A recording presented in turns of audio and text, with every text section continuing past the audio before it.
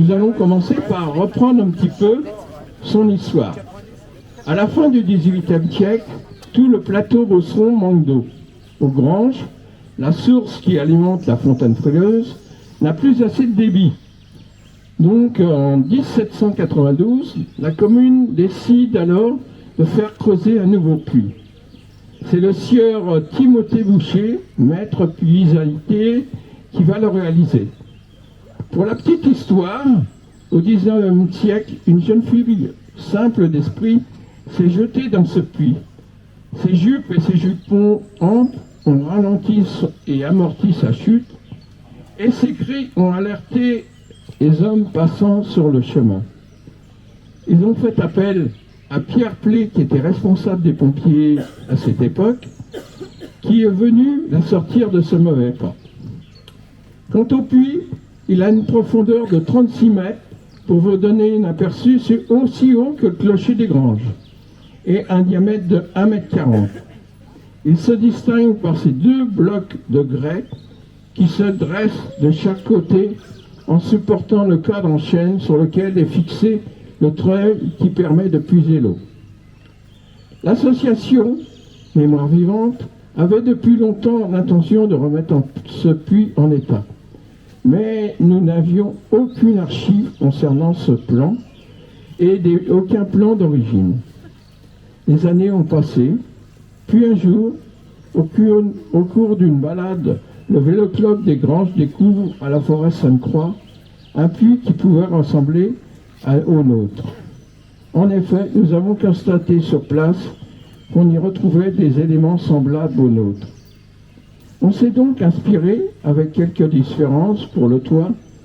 L'option était choisie, ce serait un puits ouvert, protégé par deux grilles. En mai 2024, lorsque nous avons commencé les travaux, le puits était en sommeil depuis plus d'un siècle. Enfoui dans la végétation et recouvert par les deux blocs de grès pour le mettre en sécurité, nous avons donc commencé par le nettoyer, la végétation, et sonder le puits à l'aide d'une caméra. Nous avons constaté qu'il était sec et encombré de gravats. Nous avons ensuite déplacé les deux blocs de grès, pesant chacun 1,5 tonne. Nous avons eu la chance de profiter d'une potence sur roulette et d'un palan mis à notre disposition par Patrick Chaline, qui travaille dans une société de levage. Voilà. Puis, nous avons aussitôt sécurisé le puits à l'aide de 10 PM, recouvert d'un calibotis galvanisé. Puis, Michel Ménard, avec son expérience de professionnel et son voilà, on peut le féliciter parce qu'il a fait beaucoup de choses. Je peux vous le dire, ça a été un des pionniers. Voilà.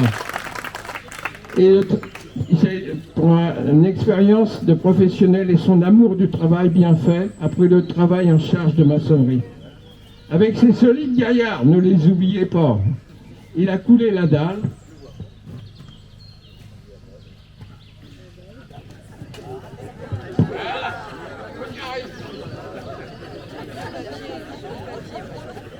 Permettant d'asseoir et de stabiliser l'ensemble avant de remplacer les blocs de grès dans leur position initiale. Nous avons continué à monter le puits avec ses pierres d'origine et pour terminer le puits, Paul Gambien a réalisé une grille en fer carré de section 20 mm et on a installé en haut de la maçonnerie. Ainsi se terminait la première partie du chantier. Au mois de septembre 2024, Joseph Smodis, on peut l'applaudir aussi.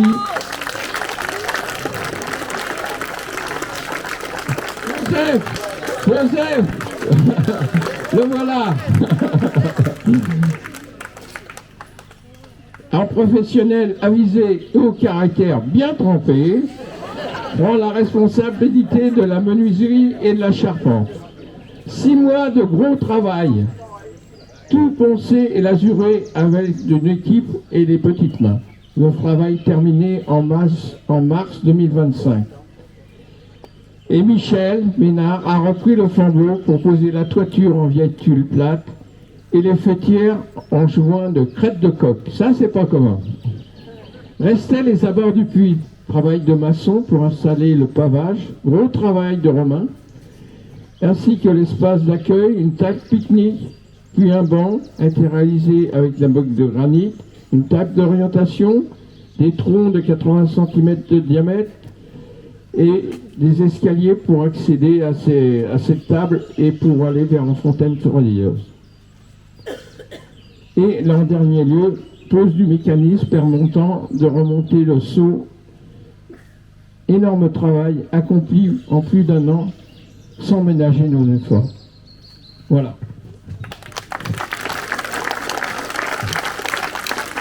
Alors, c'est pas tout. Je tiens d'abord à remercier chaleureusement tous les bénévoles qui se sont investis sans compter dans cette aventure. Je vais vous les nommer, parce que c'est là que si important. Michel Ménard, Joseph Smodis, Patrick Chaline, Paul Gambien, Bernard Guillemin, Philippe Schmitt, Francis Vincent, Serge Paquet, Philippe Ricardo, Jean-Pierre Guesnec, Philippe Lalouel, Marcel Boré, Liliane Paulin. Il ne faut pas croire, les femmes ont été aussi de la partie. Et elles ont travaillé bien souvent comme les hommes. Il ne faut pas croire. Hein. Ils étaient 3. Il y avait Liliane Paulet, Evelyne Gariot et Bernadette Guillemin. Il faut les applaudir, les femmes.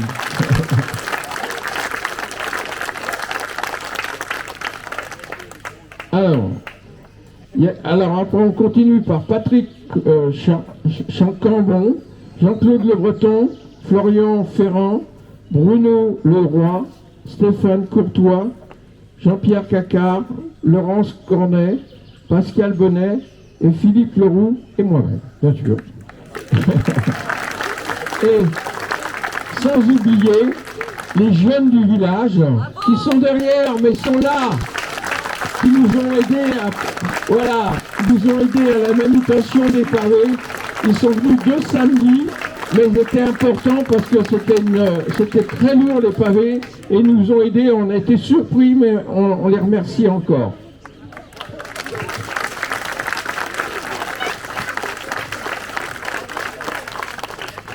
Et c'est pour eux que, en fin de compte, les générations futures, c'est par eux que ça va continuer. Et c'est bien qu'ils s'impliquent dans le village, au moins, ils auront fait quelque chose et les gens pensent qu'ils n'en sont pas. Alors voilà. Donc nous avons travaillé avec courage, chacun apportant sa pierre à l'édifice, jusqu'à la réalisation de ce magnifique ensemble. Je tiens à remercier aussi à ceux qui nous ont aidés à leur manière.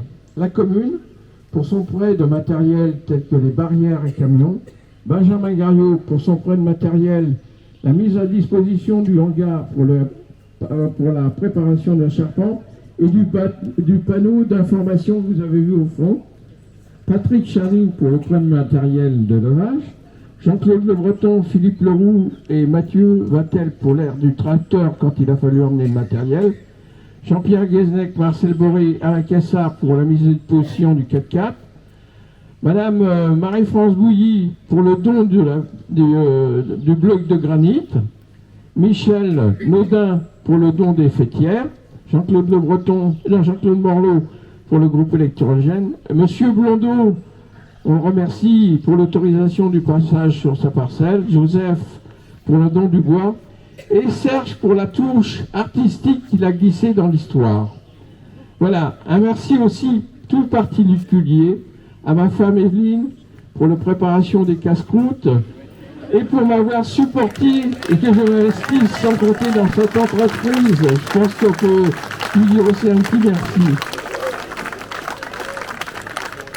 Quant au financement, n'oublions pas le financement, il a été entièrement assuré par l'association Mémoire Vivante, avec l'aide d'un don de Françoise Boissoulet d'un montant de 50% du coût des travaux. C'était quand même important, il faut le signaler. Oui, c'est gentil. C'est bien, c'est bien. Parce que nous gâtent à chaque sortie, il ne faut pas nous oublier. On est là, ils apprécient le gâteau. C'est pour aider l'équipe. Alors, Voilà, nous transmettons cet ouvrage à la commune, hein, et qui va devenir un bien communal. Nous espérons qu'il ne sera pas dégradé. Ça, c'est un petit peu le truc. Voilà, tous ceux qui ont participé à la réalisation de cet espace harmonieux sont très fiers du travail accompli. C'est un peu le Notre-Dame des Granges.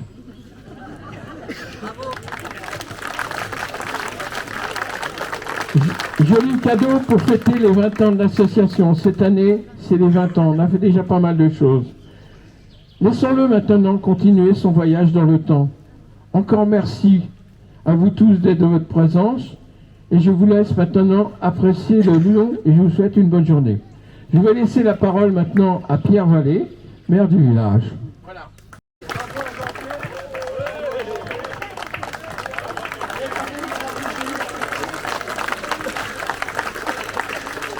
Donc merci Jean-Pierre et bravo à toi et à l'équipe bien évidemment, mais c'est ce que je vais rappeler.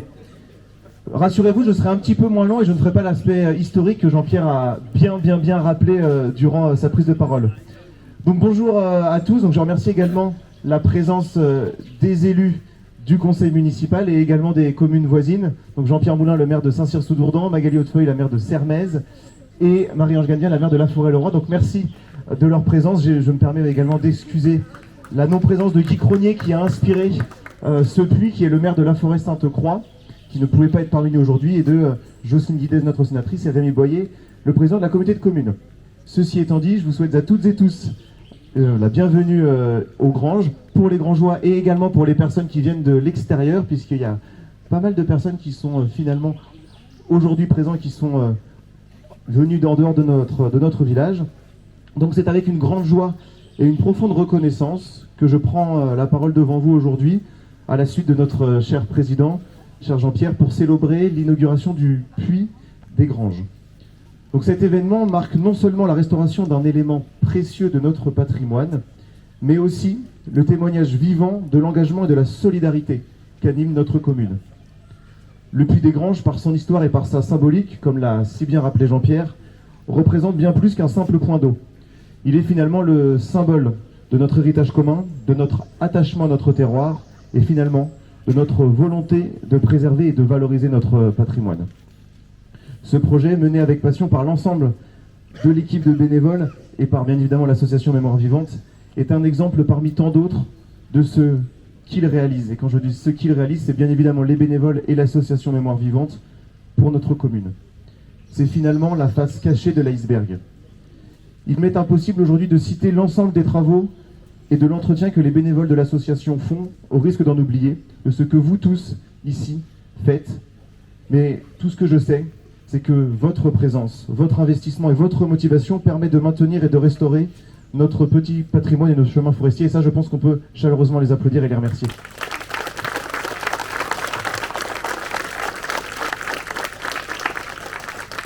Donc je tiens au nom du conseil municipal à exprimer ma plus sincère gratitude à vous tous, à l'ensemble des bénévoles qui se sont investis corps et âme dans cette entreprise. Votre travail quotidien, votre dévouement et votre dynamisme sont, je pense, une source d'inspiration pour nous tous. Vous savez insuffler, sous l'égide du caractère bien trempé également de Jean-Pierre, petit caractère quand même. Oui, viens Jean-Pierre, viens à mes côtés. Donc vous avez su toutes et tous insuffler un nouvel élan à votre association, et je pense que la diversité des bénévoles en témoigne, du plus jeune âge à l'âge le plus avancé. Et donc, c'est grâce à vous que nous pouvons aujourd'hui célébrer cette réussite collective. Je souhaite également adresser un remerciement particulier à Françoise Bassoulet, comme tu l'as rappelé Jean-Pierre, pour son généreux don. Son soutien financier a été déterminant pour la réalisation de ce projet, et nous en sommes toutes et tous profondément reconnaissants. Ce geste témoigne de son attachement à notre commune et de son engagement envers notre patrimoine. Merci à elle.